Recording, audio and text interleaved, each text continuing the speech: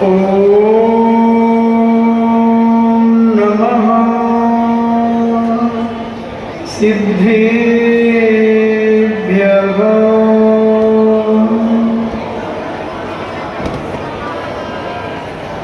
ओम नमः सिद्धेभ्यः।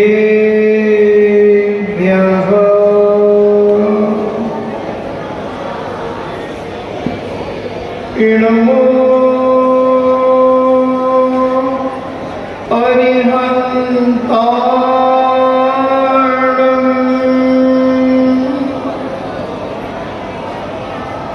नमो आयर्याणं।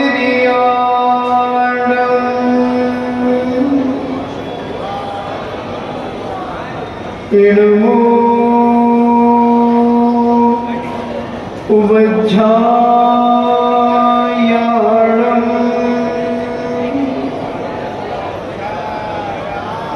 नमो लोये सब्बे साभूणम्।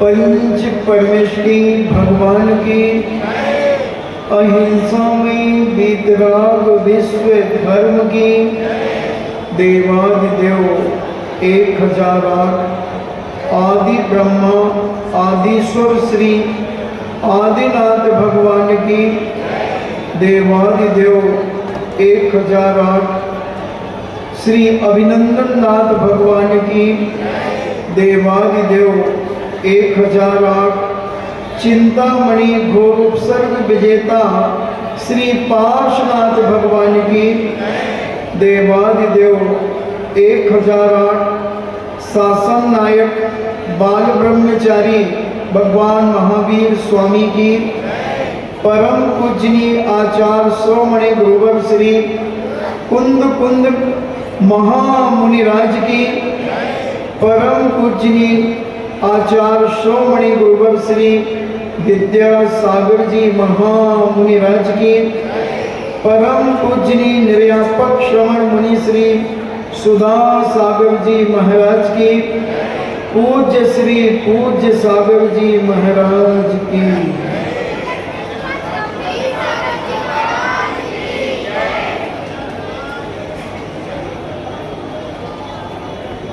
चर्चा चल रही है। आप जिसकी माला फेरते हैं, क्या वो आप जानते हैं कि अनंत भगवान कौन है? क्या उनकी विशेषता है, क्या उनके गुण हैं? क्योंकि जब तक हम जिस चीज के बारे में जानते नहीं हैं और हम करते चले जाएं तो उसका पुण्य बहुत कम मिलता है। कहते भी हैं बिन जाने वह दोष गुणन को कैसे गइए तजिए, छेड़ा लगा कहते हैं। जब तक हम अवगुणों को नहीं जानेंगे तो हम चाहे जिसे भगवान मानते रहेंगे। जब तक हम दोषों को नहीं जानेंगे और चाहे जिसे भगवान किसी को ऊंची जगह बैठा दिया उसे हम भगवान कह देंगे। तो पहले हमें वो अरिहंत भगवान की जो नमो अरिहंताणम कहते हैं उसकी 3-4 दिन से अपन चर्चा कर रहे हैं कि नमो अरिहंताणम आखिर क्या है, वो अरिहंत कौन है, क्या उसकी विशेषता है। सारी दुनिया नमो अरिहंताणम कह रही है, मगर क्यों कह रही है? क्या पावर है, क्या ताकत है उनका, क्या प्रभाव है? तुम कपड़ा खरीदने जाते हो, कहते भाई कोई गारंटी है? वो कहता बहन जी 1 साल तक इस साड़ी में कुछ होने वाला नहीं, गारंटी है 1 साल की। उसी प्रकार जिसके लिए तुम जीवन समर्पित कर रहे हो, सुबह से जिसका अभिषेक कर रहे हो, पूजन कर रहे हो, वो कौन है, उसका क्या प्रभाव है, क्या योग्यता है उसकी। तो हमने 2 दिन में उनके जन्म के 10 अतिशय बताए कि जन्म के 10 अतिशय, फिर केवल ज्ञान के 10 अतिशय बताए। अब देवों के द्वारा जो 14 अतिशय होते हैं अपन उनको समझने का प्रयास करेंगे।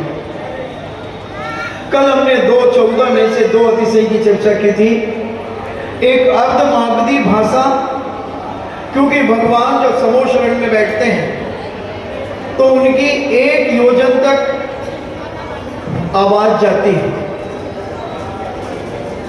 मगर भगवान आदिनाथ स्वामी का 12 योजन का समूह शरण था, तो 11 योजन के लोग क्या सुनेंगे, कौन सुनाएगा उनको।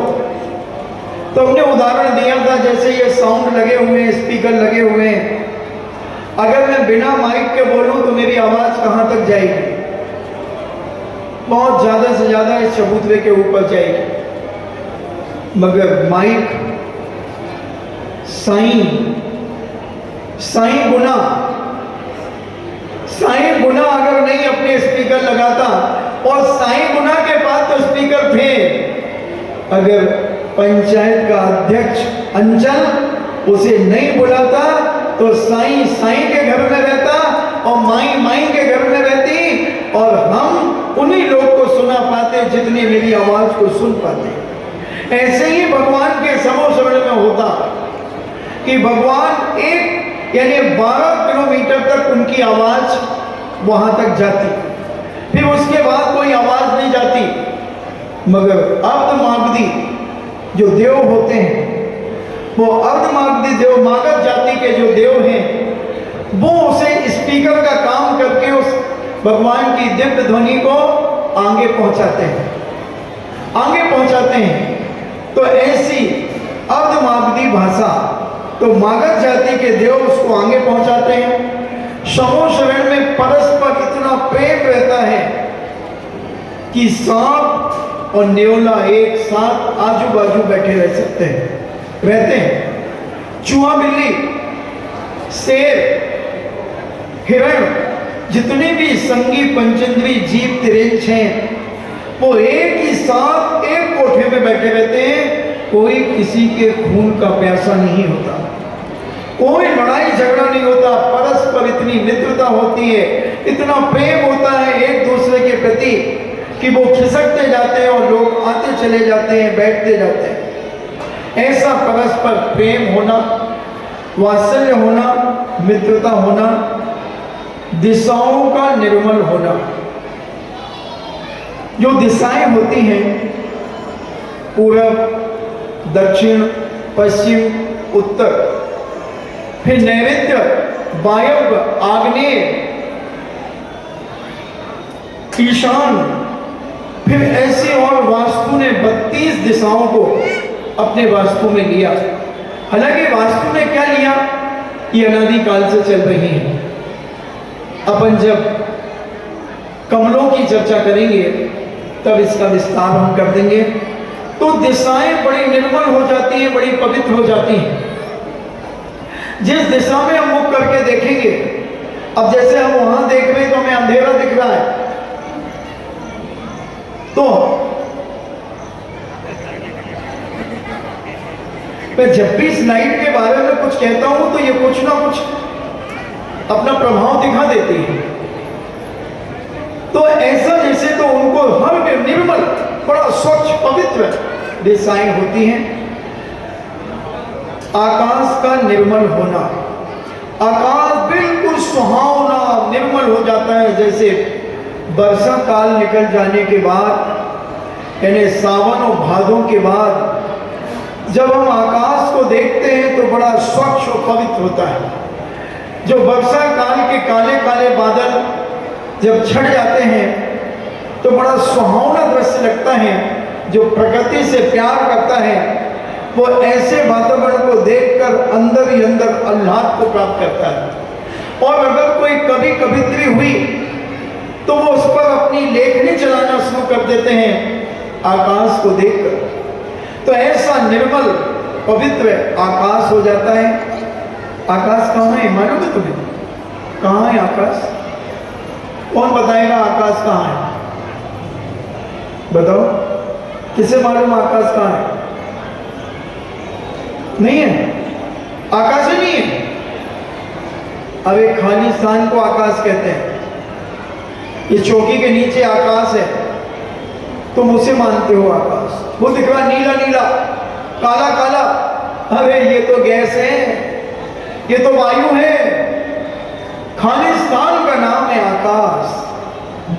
जो अवकाश देता है वो आकाश कहलाता है।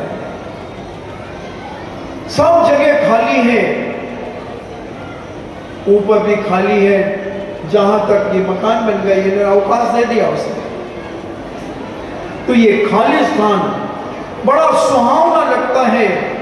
ऐसा आकाश का निर्मल होना, 6 ऋतुओं के फल फूल एक समय में आ जाना, फलना।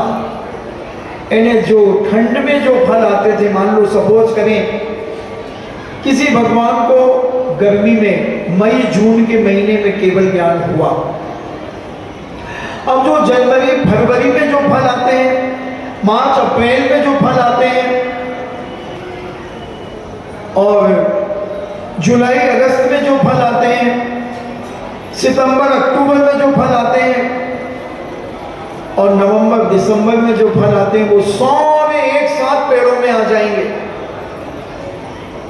अब आप देख लें संतरा कब आता है, मौसमी कब आती है, लीची कब आती है, आम कब आता है, अंगूर कब आता है, कीवी कब आता है। आजकल तो हमारे यहाँ भी 6 ऋतुओं के फल एक साथ आ जाते हैं। अभी बम्बई, कोलकाता, दिल्ली, जयपुर, जो बड़े बड़े हमारी रिच सिटियां हैं, बिग सिटी हैं, वहां पर सब एक साथ मिलेंगे, मगर वो कोल्ड स्टोर के मिलेंगे। और हमारे यहाँ साक्षात जब भगवान के समूह शरण आता है तो देवताओं के द्वारा, देवों के द्वारा 6 ऋतु के फल वृक्षों में आ जाते हैं। ये उनका प्रभाव है। दर्पण के समान पृथ्वी का स्वच्छ होना, जैसे आपका दर्पण जिसमें आप मुंह देखते हैं, वो दर्पण जितना स्वच्छ होता है उतना साफ सुथरा आपका मुख दिखता है। और जब महिला सिर ढकी होती है तो कितनी स्वच्छ और पवित्र दिखती है, और खुले सिर वाली महिला बिल्कुल अलग और बेकार दिखती है, सुहावनी नहीं दिखती, पवित्र नहीं दिखती, स्वच्छता से युक्त नहीं दिखती। इसलिए पुराने नीतिकारों ने कह दिया, सिर ढके तो मोरनी सी लगे, नहीं तो ढोरनी सी लगे। अब हम क्या कह सकते हैं? ऐसे पुराने बुजुर्ग कह के चले गए। बहुत बुजुर्गों ने कहा, जो कहीं बिल्कुल बेकार लगे जो महिला खुले सिर में, और सिर ढकते ही सारी फिल्मी दुनिया की हीरोइन को फेल कर देती है, हेमा मालिनी को भी फेल कर देती है सिर ढकी हुई महिला। हमारी प्रतिभा पाटिल का कभी भी सिर नहीं खुला। किस पोस्ट पे थी प्रतिभा पाटिल? राष्ट्रपति पद के ऊपर विराजित थी और सारी दुनिया में घूमी, देश विदेश में घूमी, उसका कभी भी सिर नहीं खुला। एक आदर्श नारी ने अपने जीवन को विख्यात किया। हमने उसके बहुत सारे फोटो देखे। आप भी एक खुला से फोटो ला करके मुझे दिखा दें, मैं विचार करूंगा। और हमारे देश की प्रधानमंत्री श्रीमती इंदिरा गांधी का भी 80% सिर ढका रहता था। 80%। बहुत एक आदर्श नारियां हुई जिन्होंने अपने जीवन में अपने चरित्र को और अपने जीवन को पवित्र बनाया। नारी का बहुत कुछ परिचय उसकी वेशभूषा से हो जाता है। बहुत कुछ परिचय उसकी वेशभूषा से हो जाता है, उसके उठने बैठने के नजरिए से हो जाता है। तो ये सारा का सारा आदर्श 6 ऋतुओं के फल आज जो आते हैं, वह फल कोल्ड स्टोर के आते हैं, स्वास्थ्य के लिए हानिकारक होते हैं। ऊपर से भले उनमें कोई चेंज ना आए, मगर खाने वाला जो फल खाता है वो देखते ही समझ जाएगा, उसके मुख के पास ही जाएंगे, वो समझ जाएगा ये कोल्ड स्टोर का फल है। चाहे वो एप्पल हो, चाहे वो कीवी हो, कोई भी हो बंधु, ये फल हमारे जीवन में नुकसानदायक है, बहुत बड़े हानिकारक हैं। इन फलों से हमें बचना चाहिए। कोई जरूरी नहीं कि आप अपनी रईसी दिखाने के लिए कोल्ड स्टोर के फल अपने घरों में ला करके खाएं और खिलाएं और रखें। जिस सीजन का फल है वो सीजन का फल आपके जीवन में कभी नुकसानदायक नहीं होगा। आप कितनी भी मात्रा में उसे खा लें वो नुकसानदायक नहीं होगा। और अगर बेमौसम का फल आप खाएंगे तो वो आपके जीवन में अनेक हानिकारक होगा, अनेक प्रकार की बीमारियों को पैदा करेगा, अनेक प्रकार के रिएक्शन बॉडी में पैदा करेगा।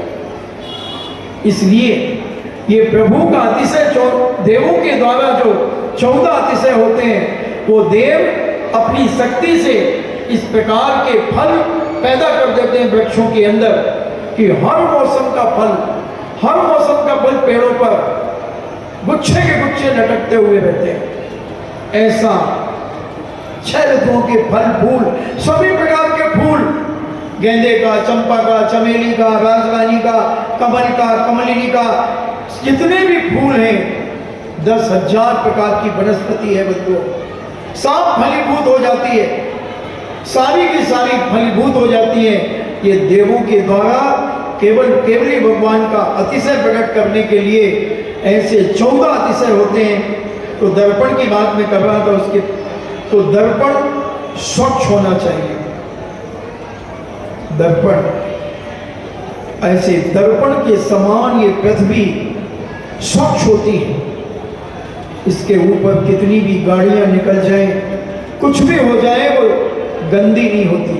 पृथ्वी इतनी स्वच्छ होती, पवित्र होती है। जब हम किसी के यहाँ जाते हैं और आप जब जाते हैं तो उसका घर साफ सुथरा अच्छा लगता है या गंदा अच्छा लगता है? तुम्हारे घर के सामने गंदगी अच्छी लगती है कि साफ सुथरा बना अच्छा लगता है? मगर तुम तो अपने घर के सामने ही ऊपर से कचरा फेंक देते हो। जिनके मकान ग्राउंड फ्लोर के ऊपर एक मंजिल और है, वो महिलाएं ऊपर से ही कचरा फेंक देती। उनको बेशरमों को शर्म नहीं आती कि हम अपने घर के सामने ही कचरा डाल दें? शांति रखो, क्या करना है, कुछ नहीं होगा। बहुत दूर है दोनों दीपक। तो वो कचरा आपके घर में ही गया है तो आपका घर ही गंदा हुआ है। और अगर कोई अचानक तुम्हारे घर में चला जाए तो कितना गंदा तुम्हारा घर मिलेगा, उसका हिसाब लगाना भी बहुत मुश्किल है। अच्छा, अभी तुम सब यहाँ बैठे हो, तुम्हारे घर में मैं किसी को भेजता हूँ, एक चड्डी वहां पड़ी होगी, एक टॉवेल वहां पड़ी होगी, एक बाथरूम में गीली चड्डी अंडरवियर वहां पड़ा होगा, एक बनियान पड़ी होगी खूंटे पे लटकी हुई। क्या दशा है तुम्हारे घर की, क्या मानसिकता, पवित्रता होगी तुम्हारी मानसिकता की? स्वच्छ स्थान देखने में मानसिक स्वच्छ हो जाता है। इसलिए हमने 1-2 दिन पहले कहा था कि हमारी माताएं प्रातः काल उठ करके सबसे पहले अपने घर को साफ करती हैं, हर कमरा साफ करती है भारतीय नारी, और कमरे को साफ सुथरा करके नीचे उतरती पूरा जीना साफ करती है, और जीने के बाद घर का दरवाजा खोलती है और अपने घर के दरवाजे की रोड भी साफ करती है। 10-10 फुट जितना उसके मकान का एरिया है उससे भी 1-1 फुट आगे वह साफ करती है, स्वच्छ करती है। क्यों करती है? कि हमारे घर के पुरुष, हमारे घर के बच्चे, हमारे परिवार का व्यक्ति जब घर से बाहर निकलेगा तो उसे गंदगी नहीं दिखना चाहिए, साफ सुथरा वातावरण होना चाहिए। इसलिए लीपने की परंपरा थी। लीपने की आज भी महाराष्ट्र के अंदर हर महिला, हर मकान के सामने आपको लिपा हुआ मिलेगा और एक चौक पूरा हुआ मिलेगा। हम जब 1990 में महाराष्ट्र जा रहे थे पूज्य आचार्य श्री के साथ, जब हम गोंदिया में हमने प्रवेश किया और गोंदिया से थोड़ा सा जब आगे बढ़े दूसरे गांव की तरफ, तो वहां हर घर के सामने 10 बाई 10, कहीं 6 बाई 8, इस तरीके से सब जगह लिपा हुआ था और चारों तरफ छुई की घिग लगी हुई थी, यानी सफेद पट्टी डली हुई थी, बिल्कुल चौकोर, बहुत सुंदर लग रहा था। अब उसमें एक रंगोली या चौक कहो या रंगोली कहो, वह एक बनी हुई थी। जब 150 मैंने देखी, 500 देख ली, मैं आचार्य श्री के साथ था। मैंने आचार्य श्री, आज तो यहाँ लगता है 1-1.5 हजार चौके लगे होंगे। मैं तो सीधा साधा ठहरा, भोला भाला। तो आचार्य से मुस्कुरा गए। तो हमने कहा इतनी चौके लगे महाराज जी महाराष्ट्र?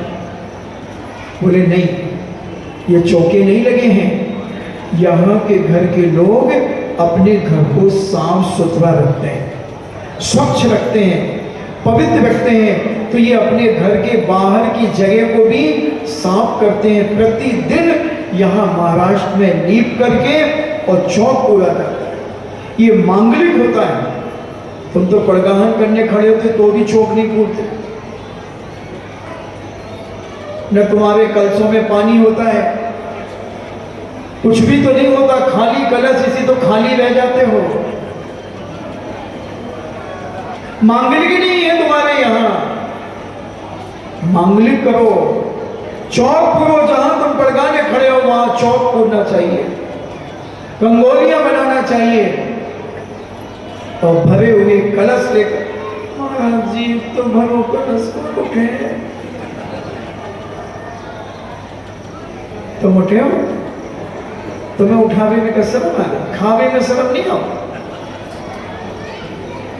तो वो स्वच्छता की बात में, पवित्रता की बात कर रहा था। तो ऐसा पवित्र वातावरण अपने घर के मकान के सामने तो कम से कम बनाना ही चाहिए। मंगल पहले हर घर के दरवाजे के सामने मांगलिक होता था। भरत चक्रवर्ती के पूरे महल के अंदर हर दरवाजे के ऊपर 24 घंटियां लगी होती थी। क्या बोलते उसको? तोरण द्वार। तो ऐसी पहले भी यहाँ की महिलाएं भी, इन्हें भारत में पहले क्रोशिया चलता था और क्रोशिया से मेहराब जैसे वो ऐसा तिरछा बनता था, हर दरवाजे में घर में लगा होता था। बीच में जगह ऊंची रहती थी, आजू बाजू ऐसा तिरछा रहता था, यूं होकर के और यूं जाता था। मैं नाम स्मरण नहीं आ रहा, उसको क्या बोलते थे? बंधन बार, वही मैंने कहा था। तो वो बंधन बार लगा रहता था। तो चक्रवर्ती जैसा इतने बड़े महल में हर दरवाजे पे लगा होता था और 24 घंटियां लगी होती थी। वो 24 घंटियां 24 तीर्थंकर का प्रतीक थी। जब चक्रवर्ती निकलता था उसके सिर से स्पर्श होता था और स्पर्श होने से वो घंटियां बजती थी और उसे 24 तीर्थंकर का स्मरण हो आता था। कितने मांगलिक करते थे पहले के लोग। आज कोई मांगलिक नहीं होता। जभी तुम्हारे घर में प्रातः काल से अमंगल शुरू हो जाता है, उठने में ही अमंगल शुरू हो जाता है, सब अमंगल। पहले घरों में मंगलाष्टक का पाठ होता था, सुप्रभात का पाठ होता था, प्रातः काल का उत्सव मनाया जाता था। अब हम इतने प्रमादी और आलसी हो गए कि हमें पता ही नहीं चलता कि प्रातः काल कब हो गया। सूर्य उदय के बाद हम उठते हैं, ये है पापियों के घर। सूर्य उदय के 1 घंटे पहले हमें बिस्तर छोड़ देना चाहिए।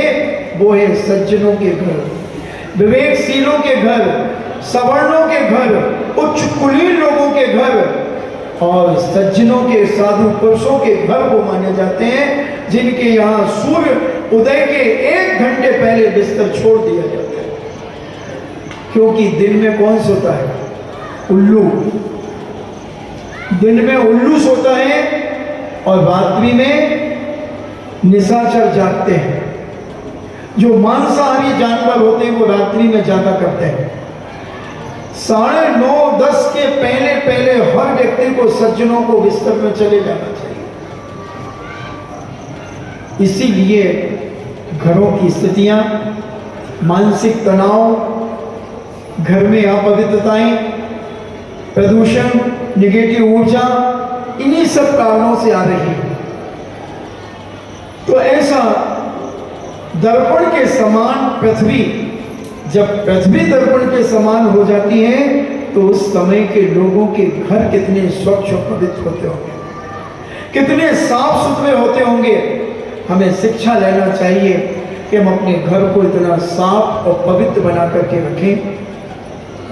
स्वर्णमयी कमलों की रचना भगवान जब चलते हैं, हमने बताया था कि भगवान हमारे जैसे ही चलते हैं। जैसे हम कदम उठाते हैं ऐसे ही भगवान कदम उठा करके चलते हैं। कोई भगवान ऐसे नहीं चलते हैं, कोई रेल नहीं है भगवान के सीधे चले जाएंगे। उनने घुटने नहीं बदलवाए हैं भगवान ने, तो उनके घुटने नहीं मुड़ेंगे। वो कुर्सियों पे नहीं बैठते हैं भगवान, वो समतल जमीन में बैठते हैं। कुर्सियों पे बैठना तो महान पाप का उदय है। जो कुर्सी में बैठ रहे हैं इनके घुटने और ज्यादा खराब होंगे, और ज्यादा खराब होंगे। और जो जमीन में बैठता है उसके घुटने कभी खराब ही नहीं होते। हमारे पूज्य आचार्य विद्यासागर जी महाराज देखो, ना नमक लेते हैं, ना मीठा लेते हैं, ना कोई फल खाते हैं, ना कोई जूस पीते हैं, और ना दूध लेते हैं, ना दही लेते हैं, ना मेवा ड्राई फ्रूट नहीं लेते। उसके बाद भी ऐसे चलते हैं कि अच्छे अच्छे जवान, क्यों मैं भाभी चली, अजसी के साथ चल रहा था, थोड़ा सा चला और वो निकल गए। उनके घुटनों में दर्द नहीं होता। क्यों नहीं होता? क्योंकि वो एक समतल पाटे पर बैठते हैं।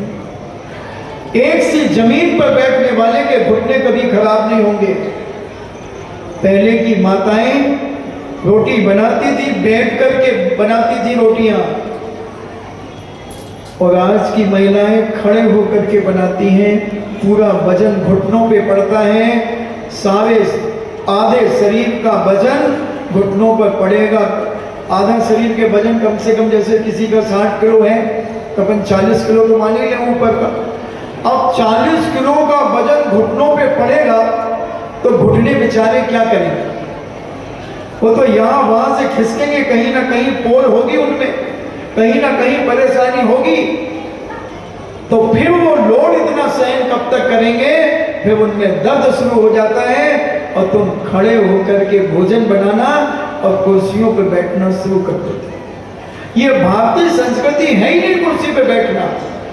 हमारी भारतीय संस्कृति थी जमीन में गलीचा बिछा करके बैठते थे हम, गद्दा बिछा करके, और उस पे गलीचा बिछता था या व्हाइट चादर बिछती थी, और उसमें हमारे श्रेष्ठी वर्ग, विद्वान वर्ग, परिवार के बुजुर्ग बड़े लोग उस गद्दे पे आकर बैठ करके, और जो वाकई के लोग होते थे उनके लिए दरियां बिछाई जाती थी, त्यागी व्यती होता था, चटाइयां बिछाई जाती थी और उन्हें बिठाया जाता था।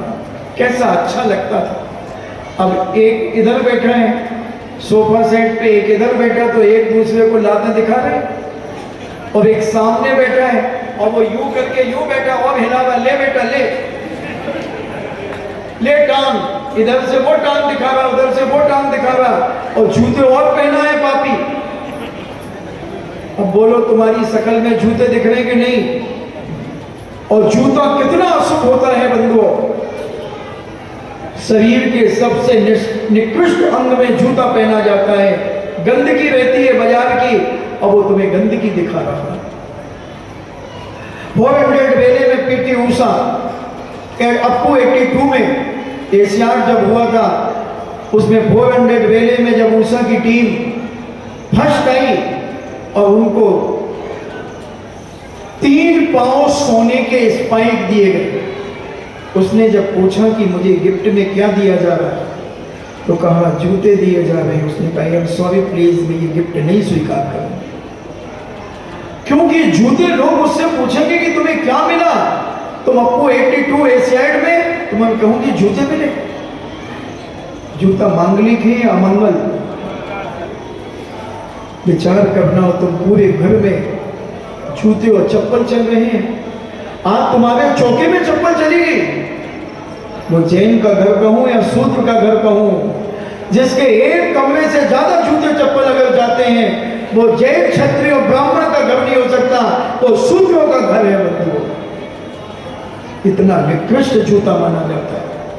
चमड़े का हो, चाहे प्लास्टिक का हो, चाहे कपड़े का हो, चाहे पीटीसी हो, कोई भी हो, चाहे तुम्हारी बाटा की कंपनी की चप्पल हो, चाहे कोरोना की हो, XYZ कोई भी हो, चप्पल तो चप्पल है, जूता तो जूता है, चाहे सोने का क्यों ना हो, उसने ठुकरा दिया था, अब उसने वो स्वीकार नहीं किए थे बंधुओं।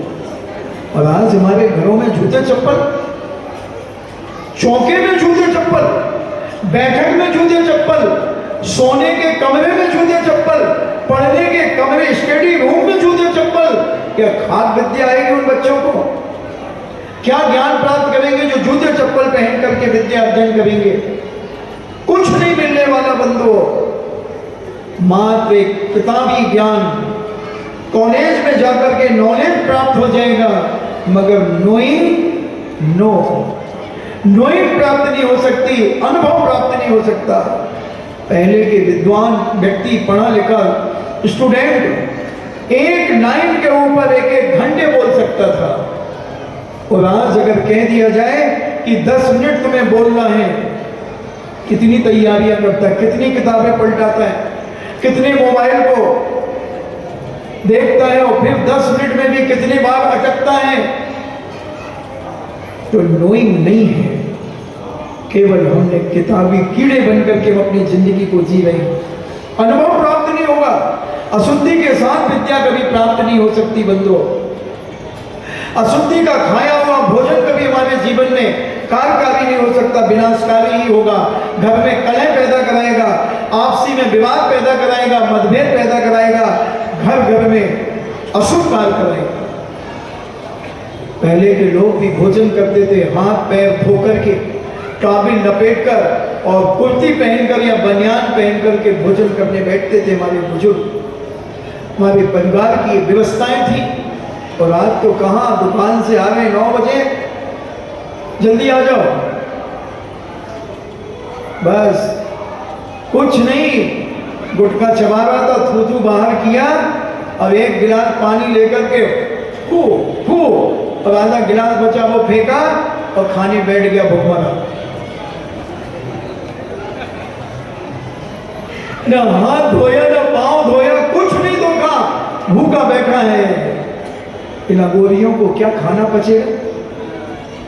दिन भर तो वहां चला मंडी में, कचौरी खाई, कहीं भजिया खाए, कहीं मंगोड़ी खाई, क्या क्या खाया, और दिन भर में फिर आया, रात को 9 बजे चल रहा है।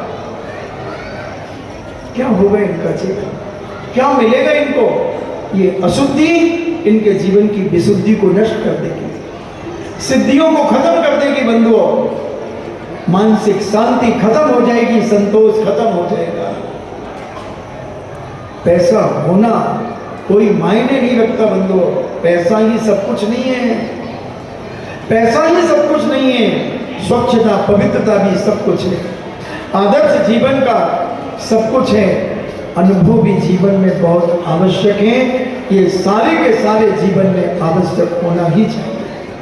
अगर ये नहीं है तो तुम में और एक सामान्य व्यक्ति में कोई अंतर नहीं, सवर्ण और असवर्ण में कोई अंतर नहीं, वो मजदूर में और मालिक में कोई अंतर नहीं, दोनों सब एक से हैं। मजदूर भी ऐसे ही खाता है और मालिक भी ऐसे ही खा रहा है। चोर चोर मौसी ले भाई, क्या बरकत होगी तुम्हारे जीवन में। यहाँ तो भगवान के समोषण के समय पर पृथ्वी दर्पण के समान चमक रही है, पृथ्वी दर्पण के समान चमक रही है, और तुम्हारा घर कचरा घर के समान दिख रहा है। 10 साल से पुताई नहीं हुई होंगी मकानों। इसी ललितपुर में कई मकान मिल जाएंगे। दिवाली में एक कमरा में पोत लिया, जय श्री राम, हो गया काम। क्या क्यों? सफाई किस लिए? स्वच्छता के लिए। घर की गंदगी को बाहर निकालो। वास्तु कहता है कि जितना तुम्हारा घर स्वच्छ रहेगा उतने घर में तुम्हारे सुख शांति समृद्धि और पवित्रता दिन दूनी रात चौगुनी बढ़ेगी। तुम्हारे घर का एक अनुशासन रहेगा, एक व्यवस्थित रहेगा। स्वच्छता बहुत बड़ी ताकत होती है बंधुओं। इसलिए हम अपने घर को स्वच्छ करें, और जब घर स्वच्छ रहेगा तो हमारा मन भी स्वच्छ पवित्र रहेगा।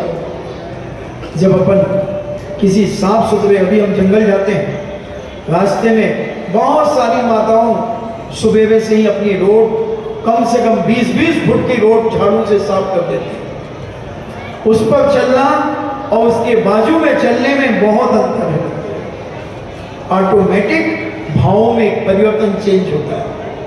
और कई माताएं तो हाथ जोड़ करके खड़ी रहती हैं, अपने उस लिपे हुए स्थान पर फूल लगा करके रखती हैं, ऐसी कुछ चूने की कुछ ऐसी लाइनें बना देती है, पावनी टाइप की बना देती है, कुछ फूल बना देते हैं। ये स्वागत है बंधु, ये मांगलिकता है। जो वहां से निकलेगा उसका मन प्रफुल्लित हो जाएगा। तुम भी अपने अपने घरों में ये परंपरा चलाओ, अपनी बहू बेटियों को सिखाओ।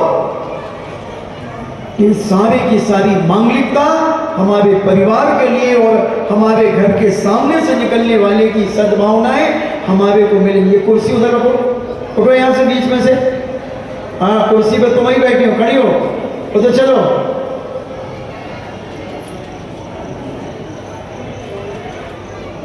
साइड में रखो, साइड में। तो ये सारी की सारी चीजें हम अपने जीवन में बना करके रख सकते हैं और दूसरों से सद्भावनाएं हम ले सकते हैं। अगर मान लो कोई निकला, उसने तुम्हारे घर पे नजर पड़ी और उसने देखा वाह कितना अच्छा है, ये सद्भावनाएं मिल गई। ज्योतिष कहता है तुम किसी काम के लिए जा रहे हो और किसी ने कहा बहुत अच्छा मांगलिक हो गया फतेह, और तुम्हारे घर से निकला, उसने कहा देखो मांगलिक हो गया, कितना बढ़िया घर के सामने साफ सुथरा है। बताइए ये सारी की सारी सद्भावनाएं उस परिवार को मिल गई। गाय अपने बछड़े को दूध पिलाती हुई दिख जाए, उसे मांगलिक कहा है। कुंवारी कन्या दिख जाए, उसे मांगलिक कहा है। पीले सरसों दिख जाए, उसे मांगलिक कहा है।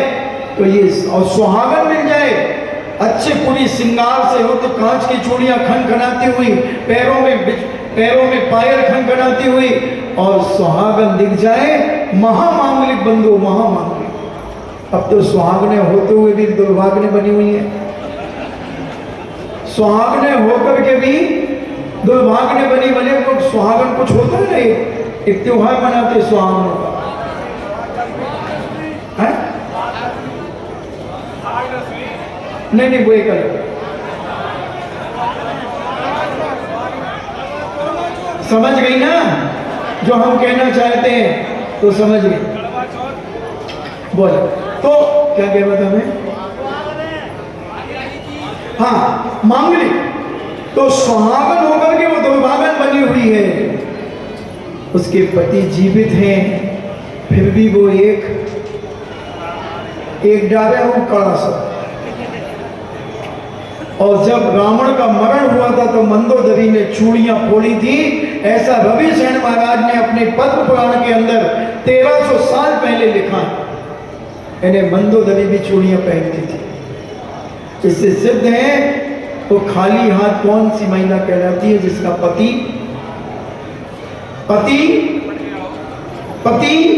पतित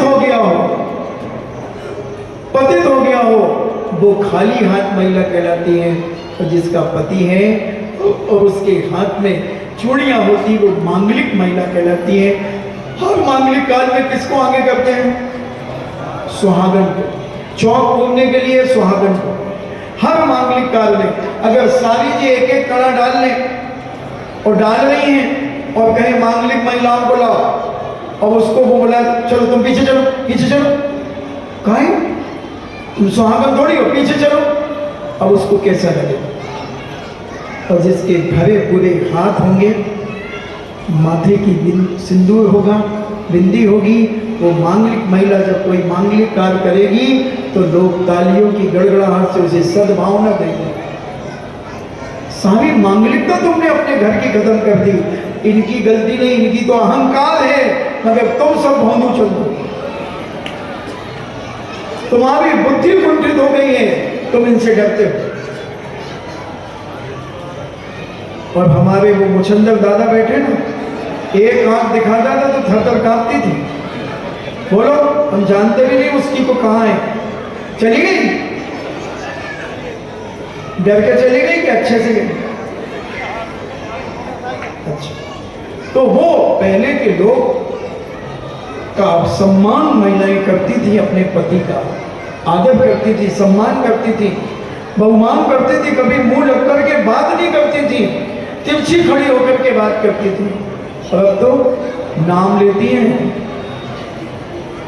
नाम लेती हैं। क्या है तुम्हारी इज्जत में? हम लोगों की देखो, बिना उसके स्त्री मिस्त्री को संभालना कोई मामूली बात नहीं है। जिसने स्त्री और मिस्त्री को संभाल लिया वही राजा है दुनिया में, वही राजा है। और हमारा दोनों से पाला पड़ता है और हम दोनों को संभालते हैं, इसलिए आनंद में रहते हैं। मिस्त्रियों से भी पाला पड़ता है और स्त्रियों से भी पाला पड़ता है। तो कम से कम इनकी तो अपनी नहीं तो इनकी इज्जत का ख्याल करो और सुहागन बनकर के अपने जीवन को आनंद से जियो। तो मैं कह रहा था, पृथ्वी की स्वच्छता, पृथ्वी की पवित्रता, पूरी पृथ्वी इतनी स्वच्छ और पवित्र होती है 100 योजन तक, यानी 1200 किलोमीटर तक, क्योंकि 100 योजन तक चारों दिशाओं में स्वच्छ हो जाता है, सुभिक्ष हो जाता है। तो पृथ्वी भी 100 योजन यानी 1200 किलोमीटर, पृथ्वी पूरी दर्पण के समान स्वच्छ रहती है, पवित्र रहती है। ऐसा कम से कम तुम्हारे 100 इंच तक हो जाए तुम्हारे घर में, तुम्हारे घर का दरवाजा 100 इंच तक तुम पवित्र कर लो तो भी तुम 100 योजन के बराबर पुण्य कमा लो। विचार करो माताओं, ये प्रमाद छोड़ो और अपने घर को स्वच्छ करो, पवित्र करो और अपने घर के सामने के स्थान को साफ सुथरा करके स्वच्छ जीवन जीने की कला सीखें। फिर स्वर्णमयी कमलों की रचना, भगवान के चरणों के नीचे कमल की रचना होती है। अगर तुम्हें देखना हो तो श्री बिजोलिया जी जाएं, वहां गगन बिहारी एक जिनालय बना हुआ है। भगवान खड़े हैं, एक पैर उनका आगे बढ़ रहा है और 225 कमल वहां लगे हुए हैं और 32 दिशाओं में 225 कमल फैले हुए, सात कमल और बीच में एक बड़ा कमल। 32 सत्ते 224 और बीच का एक, ऐसे 225 कमल। जब साक्षात भगवान गमन करते हैं, विहार करते हैं, जब पूरी 32 दिशाओं में कुबेर, इंद्र आदि कमलों की रचना कर देते हैं, भगवान किस दिशा में चले जाएं? अठा मंदिर की तरफ चले जाएं, स्टेशन रोड चले जाएं, शांतिनाथ मंदिर चले जाएं, बड़े मंदिर चले जाएं। अब कौन सी दिशा से जाएं? अस्पताल से चले जाएं, अन्नपूर्णा से चले जाएं कि इधर से सिविल लाइन से चले जाएं। ऐसे ही भगवान 32 दिशाएं हैं, कहीं से भी जा सकते हैं। इसलिए कमल चारों तरफ के पूरे 32 दिशाओं में कमल बिछा दिए जाते हैं और कमल की संख्या 225 होती है। स्वर्णमय कमल होते हैं और भगवान उस पर भी पैर नहीं रखते, उससे भी 4 अंगुल ऊपर होते हैं। ऐसे स्वर्णमय 225 कमलों की रचना होती है। देवों द्वारा आकाश में जय ध्वनि होना, जब भगवान विहार करते हैं, जब जय जयकार की ध्वनि होती है, जय हो जय हो जय हो जय हो, ऐसी पवित्र ध्वनि बड़ी सुरीली आवाज में, ऐसे नहीं कोई फटे बांस की आवाज में हो रही हो, कोई गधा देख रहा हो, बहुत सुंदर सुरीली आवाज में आकाश में देवता जय जयकार करते हैं। देवों के द्वारा शीतल मंद सुगंध पवन चलना, बिल्कुल ऐसी शीतल और सुगंधित वायु चलती है, न किसी को गर्मी लगती है और न किसी को ठंड लगती है। बहुत सुहावना वातावरण होता है, शीतल पवन सुगंधित। जैसे इसलिए मैंने सोचा कि ये बारात में गुलाब जल क्यों छिड़कते हैं, सुगंधी के लिए। तो ऐसी वो पवन में सुगंधी होती है कि यात्री जो भगवान के समोसरण के पीछे पीछे चलते हैं वो सारी सुगंध और शीतल पवन से आनंदित जीवन को जीते हैं। लोगों ने गुलाब जल छिड़कना शुरू किया तो सुगंधित जल वृष्टि होना, एक सुगंधित पवन चलना। तो तुमने आजकल वो चलती गर्मी में वो लगा देते हैं डोरी टाइप की, उसमें से फुहारा निकलता, उसमें भी सेंट वेंट डाल देते हैं तो उसमें से सुगंध निकलने लगती है। नकलची तो हो तुम, इसमें दो मत नहीं है, मगर ये देवों के द्वारा वहां होती है।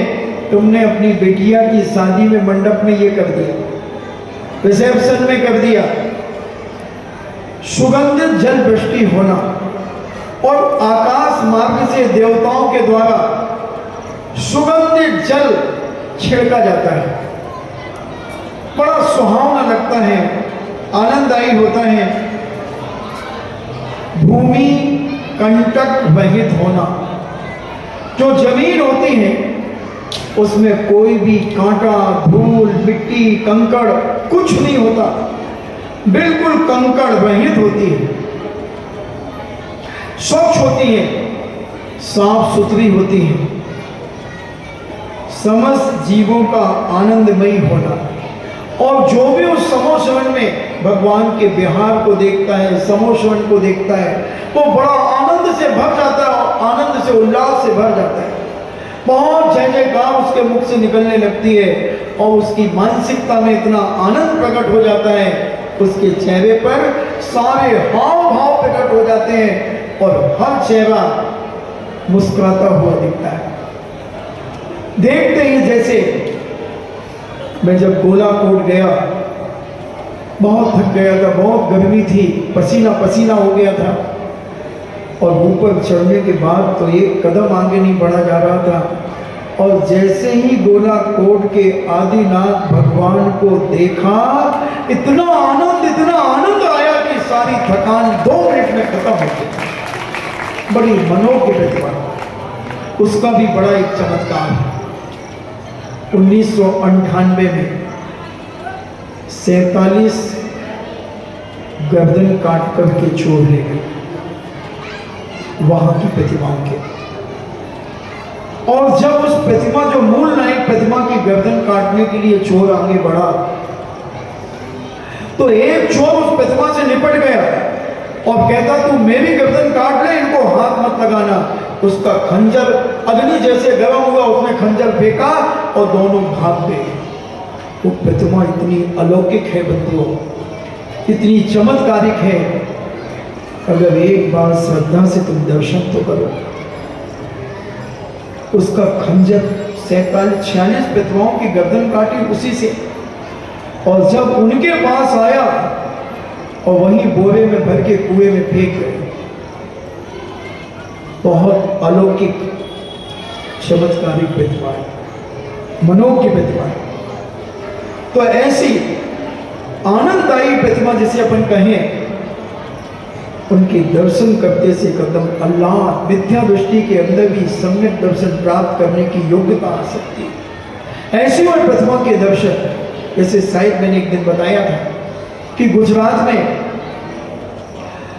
शत्रुंजय जो अपना क्षेत्र है, वहां पर अपना एक मंदिर है शत्रुंजय। हमारे जैन दर्शन पालीताना तो श्वेतांबर कहते हैं, दिगंबर जैन दर्शन में उसे शत्रुंजय कहते हैं। तो वहां पर कर्नाटक की कोई अजैन फैमिली घूमने के लिए आई थी और वो अपने सारे और भी मंदिर करते हुए आए होंगे। और जैसे उसने वहां पंडित जगन मोहन लाल जी शास्त्री जी वहां पूजन कर रहे थे बैठे बैठे, बहुत पुरानी बात है। और जब वो पति पत्नी उस मंदिर में गए, दिगंबर जैन मंदिर में, और उसने भगवान को जैसे ही देखा, वो अपने पति से कहती देखो ये है भगवान, देखो ये है भगवान, कितने शांत और पवित्र अपन क्या क्या देख करके आए हैं। उन भगवान में और इन भगवान में कितना अलौकिक अंतर है। ये है भगवान, ये है भगवान। उसने 10-20 बार कहा पंडित जी पूजा कर रहे थे, उनके अंदर तो बड़ी खलबली मच गई कि कहीं वो चले ना जाएं, और वो इतना कह के हाथ जोड़ करके बाहर निकल गए। पंडित जी तो पूजा छोड़ करके और उनके पास गए, बोले भाई तुम क्या कह रही हो, क्या कह रही हो भाई? तो उन्होंने कहा पंडित जी तुम कौन हो? तो बोले हम पूजा कर रहे थे, तुमने क्या कहा? बोले हमने बहुत मंदिरों में गए, हम हमारे जे ले गए, मगर हमने इनको देखा तो हमारे अंदर ऐसा रोमांच आया और ऐसा लग रहा यही है भगवान, यही है भगवान, यही है भगवान। उसे व्यवहार सम्यक दर्शन प्राप्त हो गया। हम समझें अपने जैन दर्शन की महिमा। हम उन्हीं अरिहंत भगवान के ये 46 मूल गुण तुम्हें बता रहे हैं कि जिसका तुम नमो अरिहंतारम का जाप करते हो, वो अरिहंतारम कौन है, वो अनंत परमेश्वरी कौन है, उनकी महिमा तुम्हें सुना रहे हैं। क्योंकि जब तक महिमा पता नहीं चलेगी, हमारी श्रद्धा मजबूत नहीं होगी, हम डगमगा जाएंगे, हम यहाँ वहाँ मस्तक झुका लेंगे। और जब हमें महिमा पता चल जाएगी, फिर हम एक बार वहीं मरेंगे, वहीं जिएंगे, वहीं रोएंगे, वहीं हंसेंगे, सब कुछ वहीं करेंगे। चाहे हमें कुछ भी हो जाए, हम 1 इंच भी यहाँ वहाँ नहीं हिलेंगे। तो ऐसे अनंत भगवान की महिमा। जब हम सूरत में 2004 में चातुर्मास कर रहे थे, वहाँ के भगवान की मुद्रा भी बड़ी अलौकिक है। मैं जब अंतिम प्रवचन करके आया था, तो मैं कह के आया था कि मैं चोरी करके जा रहा हूँ, किसी माई के लाल में दम हो तो चोर को पकड़ के दिखाए, चोर को पकड़ के दिखाए। लोगों ने कहा महाराज जी कौन है चोर? मैंने कहा मैं हूँ चोर। बोले आपने क्या चुराया? मैंने तुम्हारे भगवान की मनमोहक मुद्रा को मैंने अपने हृदय में छुपा के रखा है। कोई माई का नाम उसे ढूंढ नहीं सकता, कोई ढूंढ नहीं सकता। ऐसी अलौकिक कुछ मुद्राएं होती हैं बंधुओं, जिनको अपने हृदय में रख लो और जब चाहे उनके दर्शन कर लो, जब चाहे दर्शन कर लो। जैसे मैंने एक उदाहरण दिया था कि ऐसी एक छोटी बिटिया स्कूल जाती थी तो वो रोती थी, तो उसके मम्मी पापा ने पूछा कि बेटा क्यों रोती हो? बोले मुझे आपकी याद आती है स्कूल में, तो मैं क्या करूं? 4 घंटे की स्कूल होती है, मुझे तो बहुत याद आती है। उसकी माँ ने कहा अच्छा याद आती है? बोले हाँ। बोले हाथ खोलो। अब उसकी मम्मी ने 50 किस ले लिए उसके हाथ में। बोले जेब में रख ले, जेब में रख ले। उसके पापा बोले पापा आपकी भी याद आती है मुझे। बोले हाथ खोलो। उसके पापा ने भी 50 किस उसके हाथ में ले लिए, वो कहा जेब में रख ले। जब तुझे याद आई ना हम लोगों की, तो फौरन मम्मी की याद आए तो सीधे हाथ जेब में डालना और एक किस ले लेना। बस जब पापा की आए तो उल्टा हाथ डालना, एक किस लेना, बस। तो मम्मी कहती बेटा हमें भी तो तुम्हारी याद आती है, जब तुम स्कूल जाती हो तो उसने भी अपना हाथ यूं कर दिया और मम्मी ने भी अपना कर दिया। तो मम्मी ने उसके हाथ में किस ले लिए और उसने मम्मी के हाथ में किस ले लिए। मम्मी पापा ने भी ले लिए, उसने भी ले लिए। अब जब इनको याद आती तो ये एक करते तो बिटिया उनके सामने आ जाती। ऐसे तुम भी अपने हृदय में अपने अपने इष्ट भगवान को बिठा दो और जब तुम्हें जरूरत पड़े आंख बंद करो और नमोस्तु करो, तुम्हारे सामने खड़े होंगे तुम्हारे भगवान। जैसे अभी तुम अपने अपने बच्चों को याद करो, बच्चे अपने पिता को याद करें, श्रीमान अपनी पत्नी को याद करें, पति पत्नियां अपने पति को याद करें। आंख बंद करके तुम्हारे सामने दिख गए कि नहीं दिख गए? दिख गए कि नहीं दिख गए? वो अम्मा ढूंढने जाए। अब हम क्या करें बताओ? हम तो यहीं दिखा रहे हैं बैठे बैठे, भले जिनके चले गए तो भी हम दिखा देंगे यहीं बैठे बैठे। जो उनके कड़ गए, जो कड़ा पैर थी उनके कड़ गए, सो उनके हम इतना ही दिखाएंगे। तो ये सारा का सारा दृश हम अपने जीवन में खटा सकते हैं, तो वह सभी जीवों को आनंददायी होता है होना। तो हम हर क्षण आनंदमय अपना जीवन जी सकते हैं। हर क्षण हम अपने इष्ट को याद कर सकते हैं, अपने गुरु को याद कर सकते हैं, अपनी जिनवाणी को याद कर सकते हैं, मगर हमें चाहिए कंसंट्रेशन, हमें चाहिए एकाग्रता। तो ऐसी स्वच्छता, पवित्रता, आनंददायी, और फिर जब भगवान का विहार होता है तो उनके आगे एक धर्म चक्र चलता है। जो इंद्र लेकर के चलता है वो पूरा धर्म चक्र 1000 आरे होते हैं उसमें, और 1000 देवता उसकी रक्षा करते हैं, और वह भगवान के सबसे आगे चलता है। आपने समोश्वर में देखा होगा, गेट के बाहर एक इंद्र लेकर के उसे चक्र को खड़ा रहता है, जैसे बैलगाड़ी का चक्का होता है, ऐसा चक्र लेकर के वो धर्म चक्र कहलाता है, और वह आगे आगे चलता है। ऐसे आपके 13 अतिशय और अष्ट मंगल द्रव्य जो 8 होते हैं। आपका समय हो रहा है, कल अपन अष्टमंगल द्रव्य की चर्चा सुनेंगे। डॉक्टर साहब तो सोच रहे होंगे कि तो 1 घंटा बहुत, डॉक्टर साहब को खुराक देने में और लेने में भी मजा आता है। उनको 1.5 घंटे की खुराक उनके लिए ज़्यादा आवश्यक होती है, 1 घंटे में उन्हें आनंद नहीं आता। वो कहते महाराज जी आज जल्दी छोड़ दिया, देखो वो पहले ही से उठ गई, देखो। अरे अभी हमने छोड़ा थोड़ी है भाई, अभी तो बुलौगा भी होने हैं, रुको। कब बटने आज गिलास बटने भाई है, वो कब बटने आज जग बटने कह रहे, जग बैठ गई 2-3 हो, ऐसे थोड़ी जग कोई मामूली बात हो, जग मिल जाए तो कम से कम पानी तो पिए, तो जोड़ा जाए। तो ऐसा आनंद और ऐसा धर्म चक्र बड़ा अलौकिक होता है। हम अपने जीवन को समझने का प्रयास करें। अपन अष्टमंगल द्रव्य की भी चर्चा करेंगे, हम आपको चित्र सहित दिखाने का प्रयास करेंगे। और ऐसे अष्टमंगल द्रव्य और अनंत चतुष्टय, ऐसे 46 मूल गुण अभियंत भगवान के होते हैं, तीर्थंकर अभियंत के।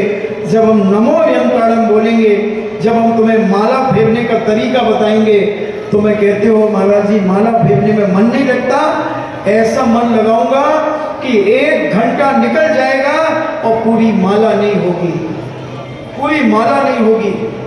ऐसा मंत्र देने की कला तुम्हें बताऊंगा, और तुमने केवल ओम बनाया होगा अपने हाथ में। हम क्या क्या बनवाएंगे तुमसे, इसी 12 कोरों के अंदर ओम भी बनेगा, एस बनेगा, कलश बनेगा, क्या क्या नहीं बनेगा, सितारा बनेगा, सब बनवाऊंगा।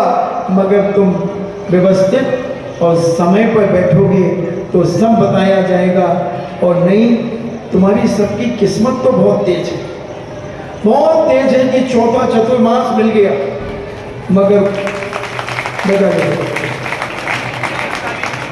चौथा चतुर्मास मिल गया, और चौथा में 40 बार तत्वाल सूत्र लिखने का मौका मिल गया। अब देखो देख ने ताली नहीं बजाई, अरे हमें क्या लेने देने तुम्हारे तत्वाल सूत्र से महाराज, तुम जानो तुम्हारा तत्वाल सूत्र जाने। अब तुम्हारी किस्मत तो बहुत तेज है, मगर उसमें एक छोटा सा छेद है कि तुम उस चतुर्मास का फायदा नहीं उठा पाते। तुम तेल लौन लकड़ी में इतने ज्यादा उलझे हो, इतने ज्यादा तुम बिजी हो कि तुम्हें चतुर्मास का आनंद लेने में शर्म आती है। तुम्हें वो घर गृहस्थी के काम दिखते हैं। अरे मेरी प्यारी माताओं, बहनों, भाइयों, ये तो जिंदगी भर लगे रहना है, जिंदगी भर। जब तक तुम्हारे घट में प्राण रहेंगे, जब तक तुम्हें तेल लौन लकड़ी, रोटी कपड़ा और मकान, जीवन के बस 3 निशान, और चट्टी नाड़ा और गठान, ये तीनों जिंदगी भर लगे रहेंगे। ये कब छूटेंगे? मगर ये चतुर्मास छूट जाएगा, चतुर्मास छूट जाएगा। और इस चतुर्मास को अगर तुमने अपने आप को बदल लिया तो तुम्हारी जिंदगी का कल्याण हो जाएगा, कल्याण हो जाएगा। इसलिए ये चतुर्मास तुम्हें मिला है अपने आप को बदलने का। 1 महीने तक मैंने बदलने के तुम्हें कि कैसे अपने जीवन को बदलना, उस पर 1 महीने तक प्रवचन दिया। अब इस नमोकार मंत्र की महिमा पर मैं चर्चा कर रहा हूँ। आज तीसरा चौथा दिन है। अब तुम्हें माला कैसे फेरी जाती है वो माला भी बताऊंगा, और उसके बाद उससे कितनी माला, किस प्रकार से, कहाँ माला फेरने से क्या प्रभाव पड़ता है, घर में माला फेरने से क्या होता है, सब कुछ, और किस दिशा में मुख करके फेरने से क्या होता है, सारी चीजों की व्याख्याएं अपन यहाँ बैठ कर के करेंगे। सुनहरा मौका मिला है, अपने जीवन से जाने मत दो, जाने मत दो। ये जीवन का फायदा, सुनहरा मौका जीवन में उठाओ और अपने जीवन को पवित्र करो। तो आज मेरा मन कह रहा है कि तत्वार सूत्र की लेखनी को आज बंद करा दो, यानी रजिस्टरों को आपको देना बंद करा दो, आज अंतिम, ऐसा भी मन कह रहा है। अगर आप चाहें तो आज की तारीख में जो रजिस्टर लिए जाएंगे उनको हम 7 तारीख को जमा करेंगे। 7/18 से आपको 20 दिन मिलेंगे। 20 दिन हमने 7 से 27 वालों को भी दिए हैं, तो 20 दिन में आपको 40 बार तत्वार सूत्र लेखन में लिख करके जमा करना है। बस थोड़े से इनके पास रजिस्टर है, और रजिस्टर जो आपको देते थे वो भाई भी आज यहाँ से 1 2 3 और ललितपुर हो जाएगा उनके लिए फ्री। वो भी जा रहे हैं आज यहाँ से 300 किलोमीटर दूर से वो आए हैं तुम्हें रजिस्टर प्रदान कराने। आप प्राप्त कर लें। जिनकी भी इच्छा हो, जिनको भी लिखने की तमन्ना हो, वो भी खुद ले जा रहे हैं एक रजिस्टर का सेट। बोले हम भी लिखेंगे महाराज। तुम्हें ललितपुर देखते देखते ललितपुर वालों को उसके मन में भी भाव आ गया, बोले मैं भी लिखूंगा और 7 तारीख को लिख करके आपके पास भेजूंगा। तो जिनके भी परिवार में अभी नहीं पहुंचा हो, और ऐसा नहीं कि एक परिवार में एक ही व्यक्ति लिख सकता है, जितने चाहे उतने लिख से। 20 दिन को उपवास कर लो, क्या फर्क पड़ता है, सारे लोग लिखो। और नहीं तो संदीप गार्डन से कांटेक्ट कर लो, पंचायत कमेटी से, वहां से टिफिन ले लो और अपने फीस जमा करो और भोजन करो, तत्वार सूत्र लिखो। 400 उपवास का फल है। 40 बार तत्वार सूत्र लिखने वालों को, जिनसे उपवास नहीं होते, जिनका पित्त बढ़ता है, चित्त बिगड़ जाता है, कमजोरी महसूस होती है, वो तत्वार सूत्र लिख करके 400 उपवास का फल प्राप्त कर सकते हैं। और बस आज अंतिम, क्योंकि 7 तारीख से रजिस्टर बट रहे हैं, और 7 तारीख से रजिस्टर के बाद 10 तारीख से हमने आपको डेट बढ़ाना भी शुरू कर दी थी, मगर 7 वालों को, 8 वालों को, 9 वालों को 27 तारीख को ही जमा करना है। उनके रजिस्टर में डेट लिखी है कि किसको किस तारीख में जमा करना है। तो अभी अंतिम, जिनको भी ये रजिस्टर प्राप्त करना हो वो प्राप्त कर लें। इन्हीं मंगल भावना के साथ जिनवाणी स्तुति। जिनवाणी के ज्ञान से सूझे लोकालो, सो वाणी मस्तके धरो, सदा देत हूँ धो। हे जिनवाणी भारती, तो ये जपो दिन रैन, सो पावे सुख चैन।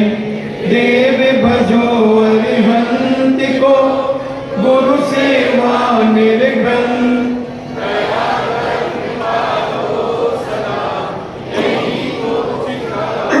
और जिन्होंने महायोगी श्रवण पूज्य शांति सागर जी महाराज के जीवन चरित्र पर जिन्होंने प्रश्नोत्तरी प्रतियोगिता में भाग लिया था, उनके पारितोषिक मंगलवार की शाम को इसी मंच से बटेंगे। तो जिन्होंने भी भाग लिया वो और परिवार सहित आए, क्योंकि मोमेंटो उठाने में तुम्हें परेशानी हो सकती है। 9 बार नमो का